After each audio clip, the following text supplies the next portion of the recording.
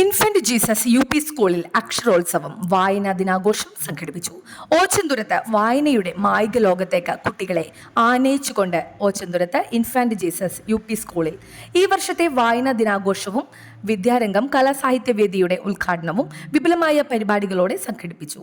അക്ഷരോത്സവം എന്ന പേരിട്ട പരിപാടിയുടെ ഔദ്യോഗിക ഉദ്ഘാടനം എറണാകുളം ജില്ലാ library council executive member TR Vinoy Kumar നിർവഹിച്ചു. ചടങ്ങിൽ സ്കൂൾ അധികാരി സിസ്റ്റർ നിരഞ്ജന അധ്യക്ഷത വഹിച്ചു. വായനയിലൂടെ മാത്രമേ അറിവുള്ളതും നന്മയുള്ളതുമായ ഒരു പുതിയ തലമുറയെ വാർത്തെടുക്കാൻ സാധിക്കൂ എന്ന് ഉദ്ഘാടകൻ തന്റെ പ്രഭാഷണത്തിൽ ഓർമ്മിപ്പിച്ചു.